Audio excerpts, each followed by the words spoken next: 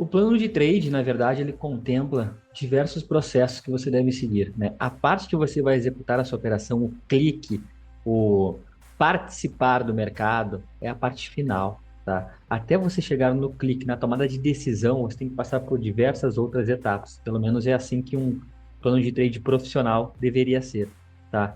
E dentro do meu plano de trade, né? Quando eu não tenho nada para ser feito, primeiro eu não faço nada. Mas não é porque eu não estou fazendo nada que eu não estou participando do mercado efetivamente comprado ou vendido que eu não estou fazendo nada. Na verdade, eu estou exercitando a minha disciplina de seguir o meu modelo operacional. Então, ou seja, coloquei um conjunto de regras e só opero quando esse conjunto de regras for atendido. Isso também faz parte do seu plano de trade e não só aquela parte gostosa lá que é estar participando do mercado. Tá? Aquilo ali, na verdade, deveria ser a parte menos emocionante do seu plano de trade.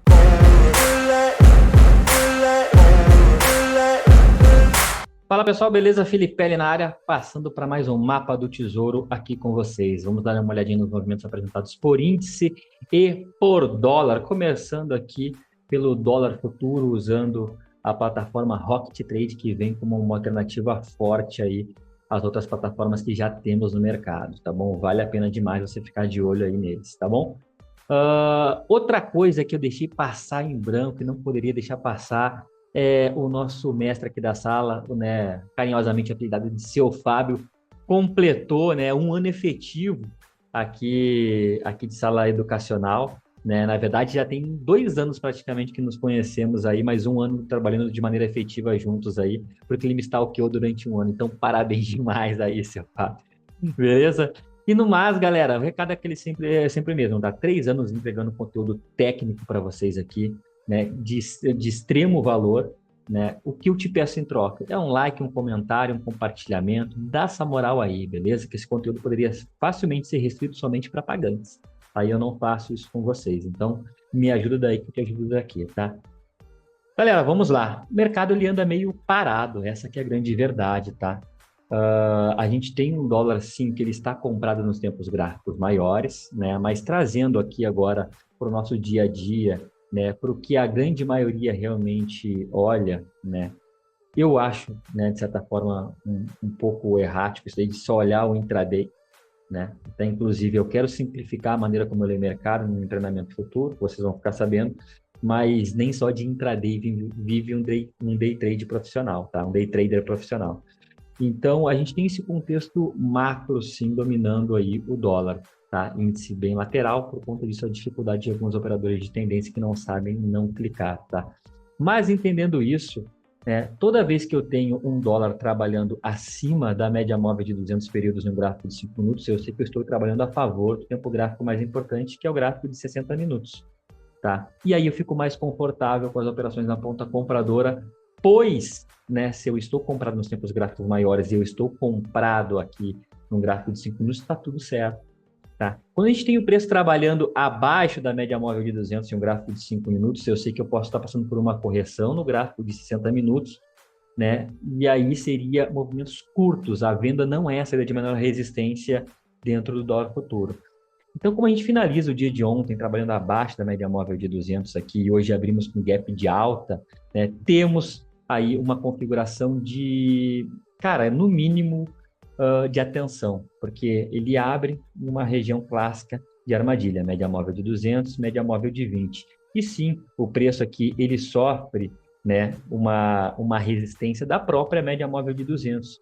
E eu ainda comentei com o pessoal, poxa, comprar somente acima da média móvel de 200 e para vender seria uma venda de fechamento de gap, para isso a gente teria que ter um risco dentro do nosso GR e um gatilho forte surgindo quanto a isso. E esse gatilho surge aqui com o Candle 3, tá? O Candle 3 aqui dentro do dólar, ele passa para a gente um sentimento realmente de rejeição na média móvel de 200, e aí o operador ele tem, e para quem gosta dessas operações mais agressivas, eu até passei isso daqui hoje na sala educacional e nas lives que eu faço com vocês aí, desse possível ponto de venda. Rejeitou a média móvel de 200 não por uma, mas por 3 vezes, e aí talvez ele venha para trabalhar um fechamento de gap. O risco da operação aí era na casa dos seus 10 pontos, ponto de start na perda da mínima, ponto de stop atrás do Candle 3, e o mercado vem e entrega aí o seu risco 1 para 1.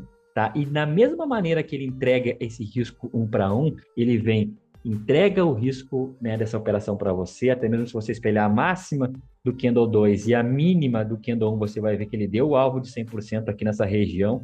Temos uma média móvel de 50 que segurou, né, esse preço já no fechamento do mercado ontem, e aí entra pressão compradora.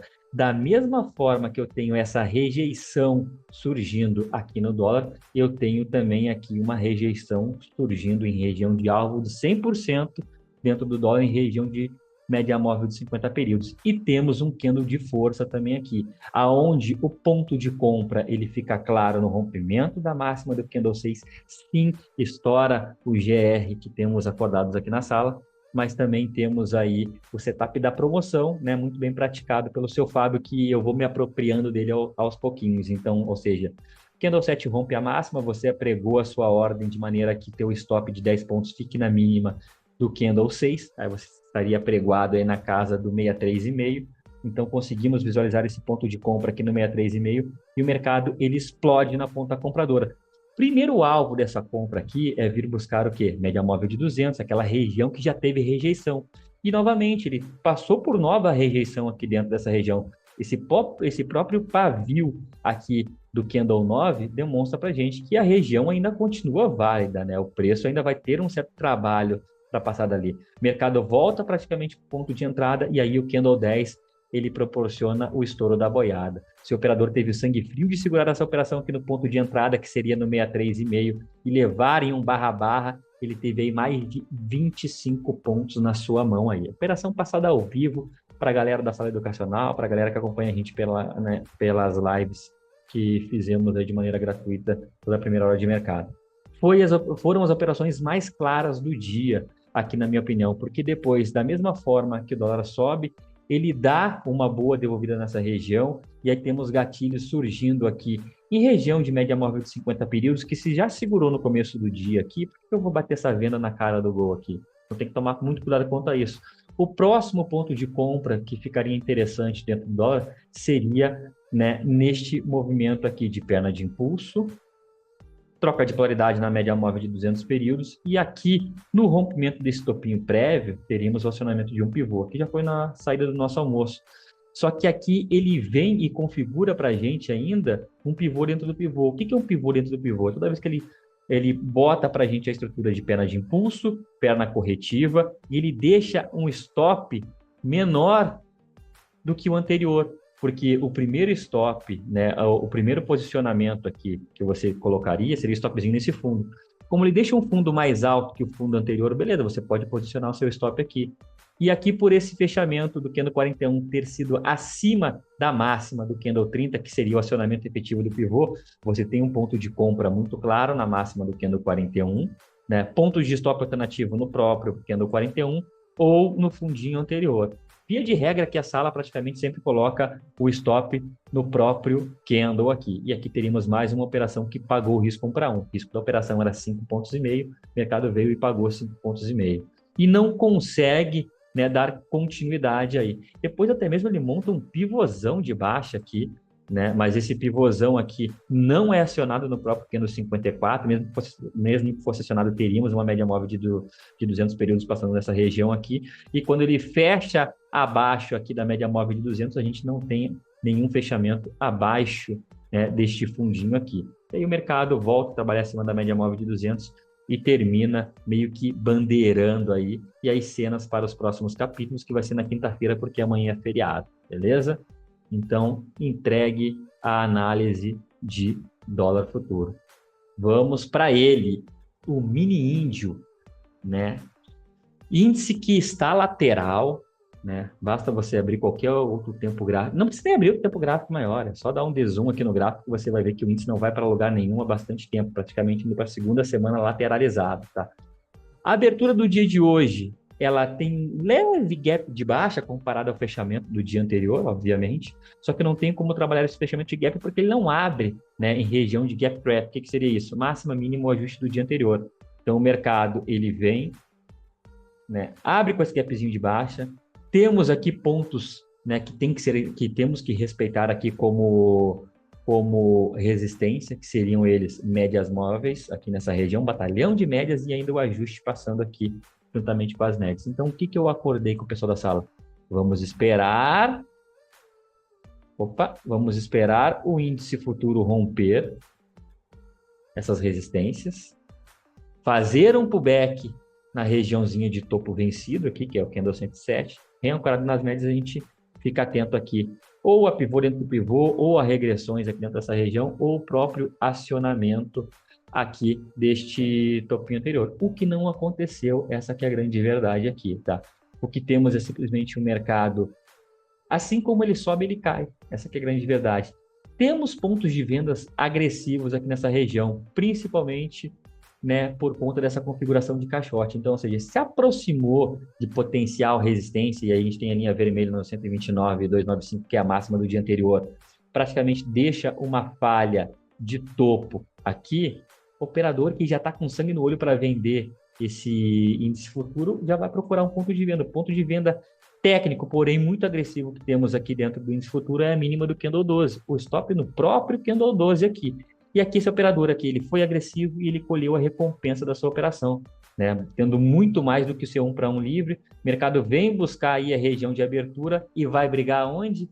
Na região de mínima do dia anterior, que funciona como uma mola, né? Até comentei com o pessoal, para quem já entendeu que o índice está lateralizado, está de olho e está operando bem caixote, esse candle 19 ele passa para a gente um ponto de compra também aqui, porque ele vem, candle 18 testa a mínima do dia anterior, candle 19 passa para a gente um candle de ignição aqui nessa região, o ponto de compra fica claro na máxima do candle 19, o stop fica posicionado na mínima do candle 19, Felipe, e as médias aí? Aí é uma questão que você tem que ter essa facilidade de trabalhar com desconforto. Eu praticamente não consigo. Quando não tenho meu risco para um livro, eu não consigo.